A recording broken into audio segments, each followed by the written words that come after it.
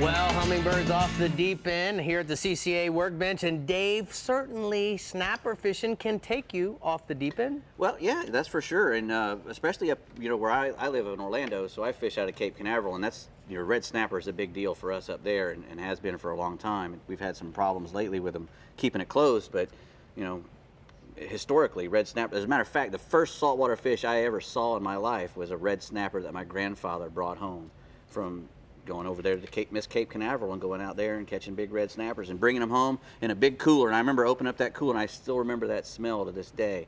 When I lift a cooler, sometimes it'll bring me back to that 6 years old of that red snapper smell. It's a clean ocean smell. And we catch them over there between 120 out to 200 feet of water. Mainly on a chicken rig. This is the a 2-hook or even a 3-hook chicken rig, and what this is 60-pound fluorocarbon. We didn't use fluorocarbon back in the day because it didn't exist, but if you're fishing in the daytime especially, you want to use fluorocarbon. If you fish really deep water, you really don't need to spend the extra money on fluorocarbon, because once it gets real deep, actually it gets darker. So, and especially at night, you don't really need to spend that extra money on the fluorocarbon. And one of the reasons why we catch a lot of big mangrove snappers up where I live, in 90 to 100 feet of water, a lot of guys have switched from chasing the red snappers to the mangroves because of the closures. Yeah. Yeah, and we catch a lot.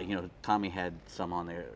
On the big mangoes. We catch great big ones up there at night. So let me ask you something, Dave. Are snappers migrational, or they come in, go out? What do they do? Well, sometimes they move in and out inshore and offshore during spawning season. They'll move inshore a little bit during the winter months, but once they get on a rock, they don't move much at all. And that's kind of what makes a lot of the snappers real susceptible to overfishing. It's because when they get on a rock, they won't leave it. And in a lot of places in the Gulf of Mexico especially, it can be a long ways between a cinder block, right, from and just sand for miles, and then another cinder block, and then it's amazing how these fish will associate to a structure and stay with it, and they'll school on it. There'll be a big school of stuff on a ledge as big as this desk.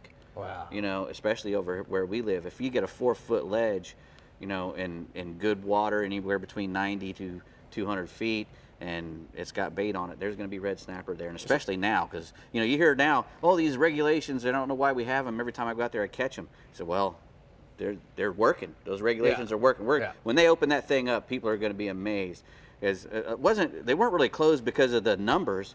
They were closed because of the size. We were catching all the big snappers, and we weren't letting them get to be their biggest. Right. And when they get bigger, they make more, just like all fish. Right. The bigger the girl gets, the more eggs she can produce. Correct. And she produces bigger fish. If we take them all before they get real big, then all we're getting is little ones. Right. And not as many.